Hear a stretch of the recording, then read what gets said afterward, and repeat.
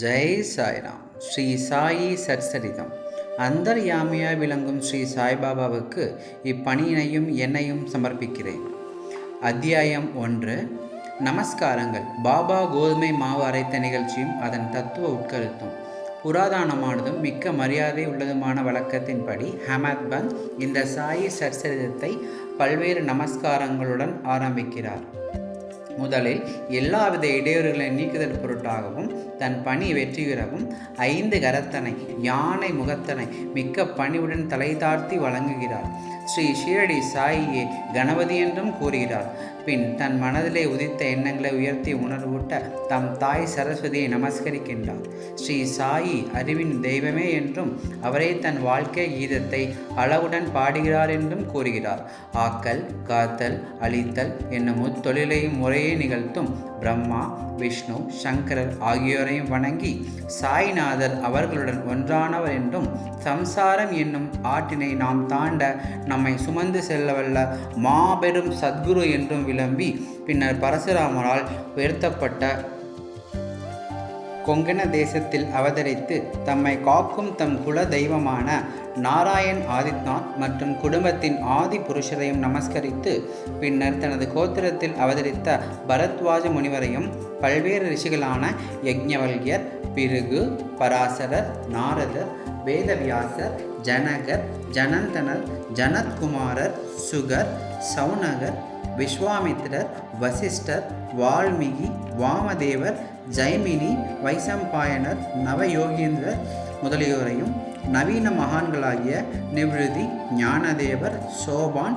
முக்தாபாய், ஜனார்த்தனர், ஏக்நாத், நாமதேவர், துகாராம், கனகர், நரஹரி முதலியோரையும் பணிந்து தலைவணங்கி பிறகு தனது தாத்தாவான சதாசிவரையும் தகப்பனாரான ரகுநாதரையும் தம் இளம் வயதில் மறைந்த அன்னை மற்றும் அவரை வளர்த்த அத்தை, அன்பிற்குரிய அண்ணன் ஆகியோரையும் வணங்கி பின்னர் படிப்பவர்களை வணங்கி தமது பணிக்கு முழு அன்பையும் சிதையாத கவனத்தையும் கொடுத்தருள வேண்டிக் கொண்டு கடைசியாக தனது ஒரே அடைக்கலமும் பிரம்மமே மெய்ப்பொருள் பாரனைத்தும் மாயத்தோற்றம் என்று தனக்கு உணர்விக்கின்ற ஸ்ரீ தத்தாத்ரேயரின் அவதாரமான சத்குரு ஸ்ரீ சாய்பாபா அவர்களை நமஸ்கரித்து அங்கனமே எம்பெருமான் வதியும் எல்லா ஜீவராசிகளையும் வணங்கி துதிக்கின்றார். பராசரர், வியாசர், சாண்டில்யர் முதலியோரது கருத்தின்படி பக்தியால் பலகாலம் துதித்தவற்றை சுருக்கமாக கூறிய பின்பு ஆசிரியர் பின்வரும் நிகழ்ச்சியை விவரிக்கிறார். 1910ஆம் ஆண்டிற்கு பின் எப்போதோ ஒரு நாள் நல்ல காலை நேரத்தில் மசூதிக்கு சாய்பாபாவை தரிசிப்பதற்காக சென்றிருந்தேன். பின்வரும் நிகழ்ச்சியை கண்ட நான் ஆச்சரியத்தால் தாக்கப்பட்டேன். தமது முகம், வாய் இவற்றை கழுவிய பின்பு சாய்பாபா கோதுமை மாவு அறுக்க தயார்படுவதில் முனைந்தார். ஒரு சாக்கை தரையில் விரித்து அதன் மேல் திருகையை வைத்தார். பின்பு முரத்தில் கொஞ்சம் கோதுமையை எடுத்து தம் கப்னியின் கைகளை மடக்கி விட்டு கொண்டு கையளவு கோதுமையை திருகையில் குழியில் இட்டார். திருகையை சுற்றி கோதுமையை அரைக்கத் தொடங்கினார். பிச்சை எடுத்து வாழ்ந்து எவ்வித உடைமையும் சேமிப்பும் அற்ற இவர் கோதுமை மாவு அரைக்க வேண்டிய அவசியம் என்ன என்றவாறு நினைத்தேன். அங்கு வந்த சிலரும் அவ்வாறே எண்ணினார்கள். ஆயின் ஒருவருக்கும் பாபா என்ன செய்கிறார் என்று கேட்க துணிவு வரவில்லை. மாவரைக்கும் இச்செய்தி உடனே கிராமத்தில் பரவி ஆண்களும் பெண்களும் பாபாவின் செய்கையை காண பெருந்திரளாக மசூதிக்கு வந்தனர். கூட்டத்தில் இருந்த தைரியம் உள்ள 4 பெண்மணிகள் வழியே நுழைந்து பாபாவை ஒரு புறம் ஒதுக்கிவிட்டு திருகையின் கைப்பிடியை பற்றி பாபாவின் லீலைகளை பாடியவாறு மாவரைக்கத் தொடங்கினர். முதலில் பாபா கடும் கோபமடைந்தார். ஆயின் அந்த பெண்மணிகளின் அன்பையும் பக்தியையும் கண்டு மிக்க சந்தோஷமடைந்து புன்னகை புரியலானார்.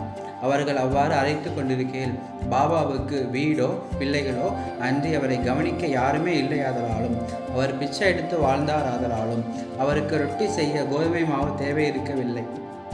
எனவே இவ்வளவு அதிகமான மாவை என்ன செய்வார்? ஒருவேளை பாபா அன்பாயிருக்கும் காரணத்தால் இம்மாவை நமக்கு பகிர்ந்து கொடுத்து விடுவார் என்று எண்ணவிட்டபடி பாடியவாறே அரைத்து முடித்து திருகையை ஓரத்தில் நகர்த்திவிட்டு கோதுமை மாவை 4 பிரிவாக பிரித்து ஆளுக்கு ஒவ்வொரு பகுதியாக எடுத்து கொள்ளத் தொடங்கினார்கள். இதுவரை அமைதியாகவும் அடக்கமாகவும் இருந்த பாபா கோபமடைந்து, பெண்களே, உங்களுக்கு பைத்தியம் பிடித்து விட்டதா? யாருடைய அப்பன் வீட்டு பொருளை இவ்வாறு அபகரிக்கிறீர்கள்?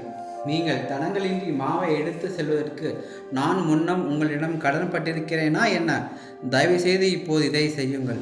இம்மாவை எடுத்துச் சென்று கிராம எல்லைகளில் கொட்டிவிட்டு வாருங்கள் என்றார். இதை கேட்டபின் அவர்கள் வெட்கமடைந்து தமக்குள் ஏதோ முணுமுணுத்து கொண்டு கிராம எல்லைக்கு சென்று பாபா குறிப்பிட்டபடி அங்கே மாவை பரப்பிவிட்டார்கள். பாபா செய்தவைகளெல்லாம் என்னவென்று ஷீரடி மக்களை வினவினேன்.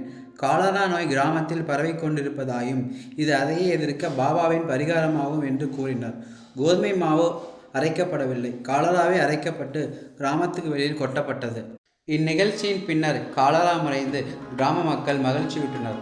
நானும் இவற்றையெல்லாம் அறிந்து கொண்டதில் மிக்க மகிழ்ச்சி அடைந்தேன். ஆனால் அதே சமயம் எனக்கு ஆச்சரியம் விளைந்தது. காலராவுக்கும் கோதுமை மாவுக்கும் பூவுலகில் உள்ள ஒற்றுமையாது? சாதாரணமாக அவைகளுக்குள்ள உறவு என்ன? அவை இரண்டையும் எங்கனம் இணைக்க முடியும்? இந்நிகழ்ச்சி விவரிக்க இயலாததாக இருக்கிறது. நான் இதை பற்றி சிறிது எழுதி என் மனம் நிறைவடையும் வரை பாபாவின் இனிக்கும் லீலைகளை பாடுவேன்.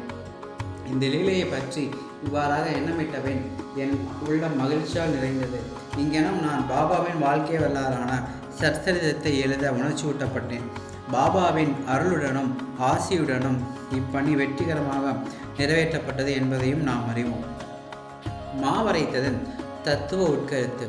ஷீரடி மக்கள் இந்நிகழ்ச்சியை ஒட்டு அமைந்த காரணத்தை தவிர வேறு ஒரு தத்துவ உட்கருத்தும் இருப்பதாக நாம் நினைக்கிறோம். சாய்பாபா ஏறக்குறைய 60 ஆண்டுகள் ஷீரடியில் வாழ்ந்தார். இந்நீண்ட காலத்தில் அவர் பெரும்பாலும் தினசரி அரைத்தார். கோதுமையை மாத்திரமன்று, பாவங்கள், உள்ளம், உடல் ஆகியவற்றின் துன்பங்களையும் கணக்கில்லா தன் அடியவர்களின் துயரங்களையும் மறைத்து தீர்த்தார். கர்மம், பக்தி என்ற 2 கற்கள் அவர் திருகையில் இருந்தது. முன்னது கீழ்கல்லாகும், பின்னது மேற்கல்லாகும். பாபா பிடித்தரைத்த கைப்பிடி ஞானமாகும். சத்துவம், ராஜசம், தாமசம் என்ற முக்குணங்களை சேர்ந்த நமது எல்லா உணர்ச்சிகள், ஆசைகள், பாவங்கள், அகங்காரம் இவைகளை நிகழந்துகளாக்கி முன்னோடி வேலையாக அரைக்கப்பட்டாலன்றி ஞானம் அல்லது தன்னை உணர்தல் என்பது முடியாதென்பது பாபாவின் உறுதியான தீர்ப்பாகும். இக்குணங்களை தள்ளிவிடுவது அத்தகைய கடினமானது, ஏனெனில் அவைகள் அவ்வளவு நுட்பமானவை. கபீரின் ஒரு நிகழ்ச்சியை இது ஞாபகமூட்டுகிறது.